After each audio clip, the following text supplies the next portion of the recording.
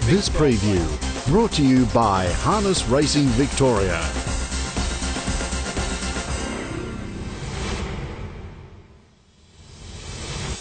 Yes, big 12 race card tonight at Tabcorp Park, Melton. The big 12 race normal Friday night card now with the advent of no Friday afternoon racing, and we've got an absolute beauty tonight, John.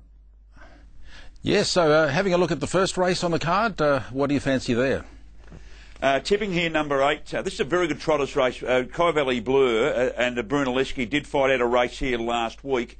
Brunelleschi, when Kai Valley Blue looked to have the race, when Brunelleschi got out of an impossible pocket and absolutely stormed home. He's not well drawn on the inside of the second line, but I think he's really got the speed and learning the ring craft now. He's a nice horse, this bloke. He's going to go right to the top. He's won 8 of his 12 starts. I think he can win again, providing he's close enough on the home turn, and he should be from the trailing draw. Second pick, number 1, Mr. Elwood, who its chance would be enhanced. It was able to kick up and hold the lead. It was a good effort to win here at its latest run, where it worked very hard wide early to find the lead and fought on strongly. That was after running second to Brunelleschi at Cranbourne. For third, number 9, Kai Valley Blue, as I said, in front until the shadows of the post last week when cut down late after doing plenty of work in the final lap. Outside that trio, number 2, El Paco's got the gate speed. Probably not quite the ability of the other 3, but it has won its last 3 all on this circuit, and it might be in front for a long way. 8, 1, 9 and 2 in the first. Race 2 on the card, we've got a C2 affair, and tipping here number 9, and that's My Temujin. I thought this was probably the best bet of the night. It's only had 2 runs since coming from New Zealand. It's in the strong Tim Butt barn. Tim, of course, from Christchurch, but now has a satellite stable over here. Good winner at Melton first up. This is its latest effort when the second at Kilmore to Lively Operative. It was a huge run. It sat 3 wide for the entire journey and was just beaten.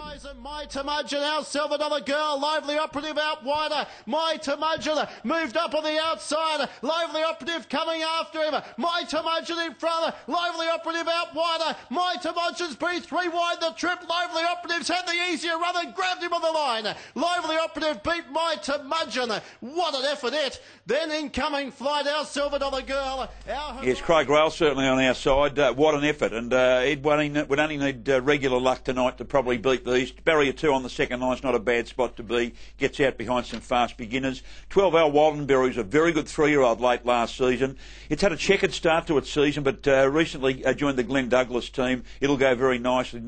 In much luck first up for the new stable at Bendigo last week. For the midnight runs, also a very accomplished mare. She's won 3 of her last 4. She is resuming from a short break into a very winnable race if she's right. 2 Ballock Buey completes the first 4. 9, 12, 4 and 2 in the second. Yes, we're up to race 3 here, the Trotters Handicap, and gee, what a good race this is. This is for horses that are going to go right through the classes at Melton. Some of them have already started that. Tipping here, number 2, Lightning Joy. Last start 4th at Yarra Valley was a terrific run because it got badly held up after making an early move in the Yarra Valley Trotters Cup, carted back and rocketed home at the finish. A very good second in the Stall Trotters Cup before that. He's a nice horse, this bloke, and he's my selection to beat number 8.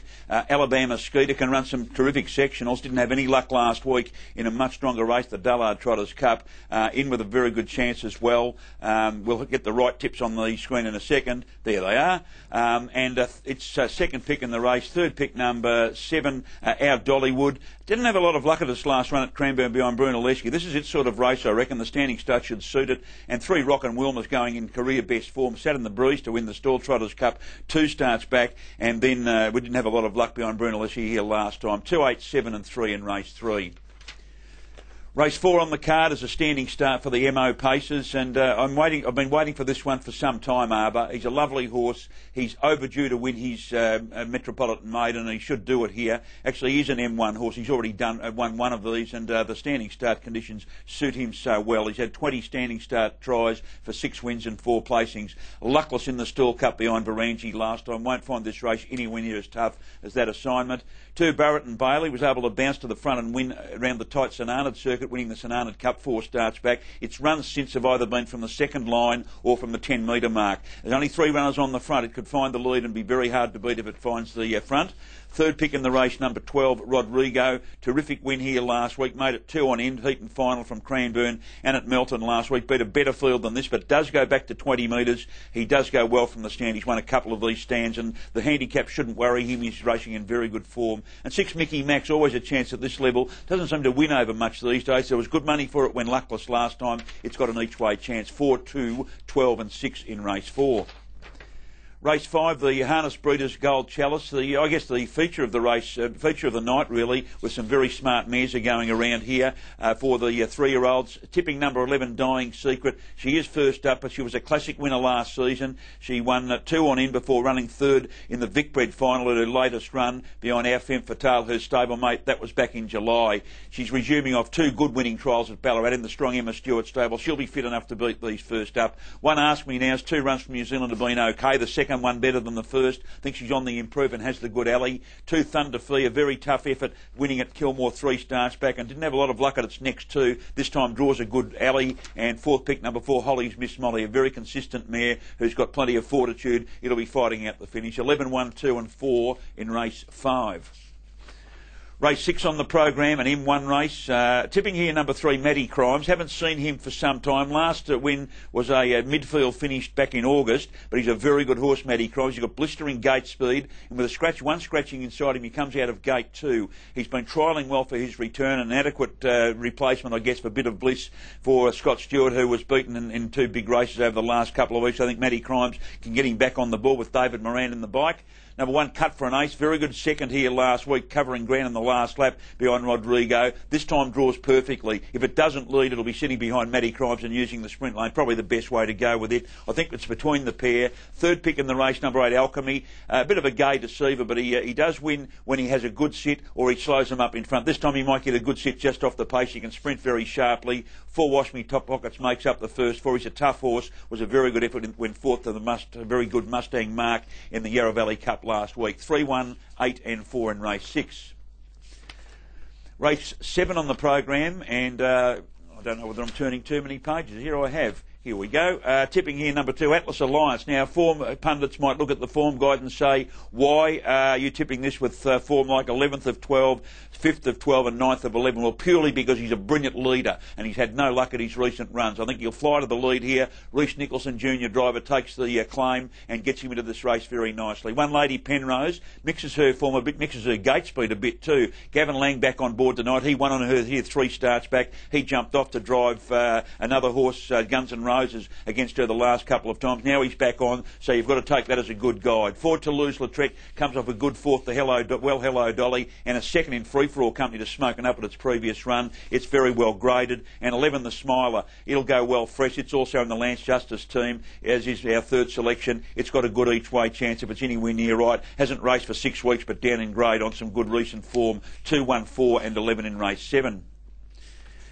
Race 8 on the card is an MO race. Tipping here on top, number 9, Run Forest. It was going to win last week, last Saturday night. It did plenty of work in the run. It did hit the lead in the home straight after doing all that work, and They Call Me Chaos, the other favourite in the race, was able to get along the sprint lane and nut it right on the line. Unfairly, probably. I think it can atone for that Run Forest this time. Number 9, Defeat number 5, Summer Race. Was a huge run last week. Went 5th to They Call Me Chaos. It's huge in that fact that even though it ran 5th, it sat 3 wide for a big portion of that race, and that's not normally its go. It's usually a sit sprinter. So it's obviously got a new trick to its credit, and it's got a good each-way chance. Its 2nd pick, 3rd pick, number 12, later on, would have tipped it on top if it had drawn well, but it draws the outside of the second line. A very good mare who was a terrific first up, second, a stablemate on causing terror here last week. Jimmy's Gem let us down when we tipped it last week. Give it another chance. He's better than that. 9, 5, 12 and 7 in race 8. Race 9, I thought the second special, you've got to wait a fair while for it, but it comes up here in race 9. A very good race. Mark Dennis is our second special for the night. After a second at Cranbourne, it led last week in a very strong final of that race beyond Rodrigo. It was hammered in all directions. Gee, he showed some fight. It was only on the line they got him. Then Cut for an Ace coming with its run. Mark Dennis kicked into the straight from Windjammer. Cut for an Ace, Rodrigo, a very wide end. Jacka Felix, they're winding up. Mark Dennis got clear, but here's Cut for an Ace and Rodrigo. Cut for an Ace and Rodrigo are storming home. Rodrigo over the top, grabbed the lead and won it. Rodrigo beat Cut for an Ace, Mark Dennis, Jacka Felix, Alchemy late, and then Stirlish. Actually, not only for Mark Dennis, but there's a couple of our selections that won and ran second in that race were also terrific efforts. You got a good look at Rodrigo, who we've tipped to go pretty well and cut for an ace earlier in the night. But I do like Mark Dennis. He was unfairly hammered in the lead last week, and he fought on very strongly. I think he'll get straight to the front this time, and I can't see a horse that's going to put that same pressure on him. If he leads, I think number 1, the Rag Picker's Dream, will be sitting right behind him. Nice third here to Well Hello Dolly, and you bring the drinks here last week, and the runs before probably needed those. He was coming back from a short let-up. He's got a good each-way chance, the Rag Picker's Dream. Third pick in the race, number 9, Staghorn Flat. Now, this horse hasn't raced since July 2011, so it's getting on to be about 17 months since he's raced, but he's trialled well for his return, and he is a quality horse when right, and has a good alley just behind the early speed. And fourth pick in the race, number 8, Astral Flight, who won at cricket score odds here at its latest start, got back on the pegs and flew home to beat Jimmy's Gem and Run Forest, who we've given chances to in the previous race. But 3 on top and a special to beat 1, 9 and 8 in race 9.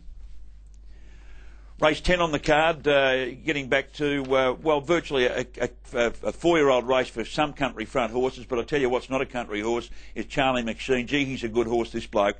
He was a real top liner as a 2-year-old. He didn't really set the world on fire last season as a 3-year-old, raced well below expectations, but since resuming, first up win at Melton, then he went to Geelong and beat Qatari Roland, who after that won a couple of races. Seconds at its latest two at Ballarat and Melton to Victoria's top youngster or top 4-year-old now in Restrepo, and very strong efforts in both, beating the rest by a big space. He'll just brain these. He'll be short price, but he'll win. 3 for second, Steam Wash is a lovely mare. Caught wide for a fairway last week early. Had to do too much and just weakened in the home straight, but it's drawn much better this time, and she'll be up the front somewhere. 6, Madam Pom Pom, had a real purple patch in the winter in Queensland where she won a couple of feature races up there. She's taken her time coming back. Beaten but not disgraced first up at Bendigo, went favourite, and then found trouble last week at a vital stage. It was pulled up after suffering gear problems. It's in with a good each-way chance. 1, I'm George W. can run a place. I don't think he can beat the other 3. In fact, I don't think the second and third picks can beat the favourite. 5, 3, 6 and 1 in race 10. Race 11 on the card, an enigmatic sort of race. I didn't know these horses, some of these too well, other than having looked at replays of them. Extremely Good's been extremely good in winning his last 2 at Penrith and Menangle. They were his first 2 wins ever. He was winless at his first 8 starts, this Kiwi bred, now with the Chris Butt team. Menangle win last time was a good one, and even from the second line, I think he's got a good chance of beating some moderate opposition. Number 3, Nat Survival's not moderate. His last couple of runs have been very good. Second, Majestic Rain at both Geelong and Cranbourne in 2 runs before. Majestic Rain again won last night at Cranbourne, and then it went to Yarra Valley and he got it on protest. He was getting along the sprint lane and just couldn't get through and got knocked down. He's got a good chance. I think those are the 2 main runners, numbers 8 and 3.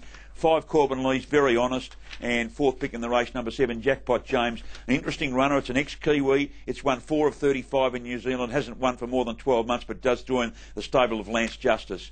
8, 3, 5 and 7 in race 11. And the last race on the card, a good trotters race. You've got some up-and-comers here, and I have a liking for number 6, Tenderho.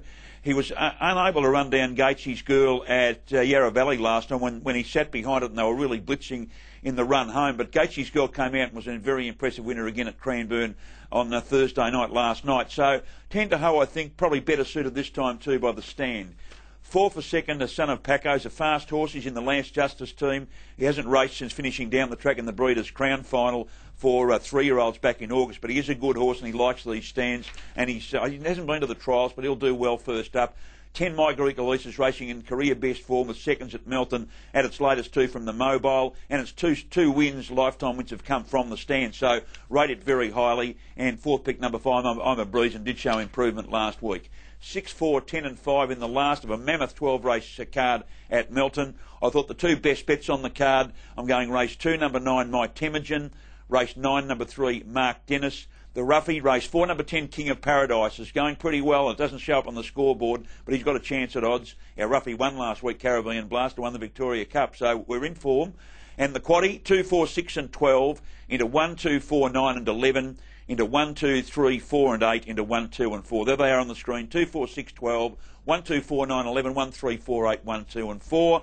That's I think you get something like 50% if you spend 25% if you spend $60. That's a nice quaddy for you. It's a nice meeting. We should win some money. This preview brought to you by Harness Racing Victoria.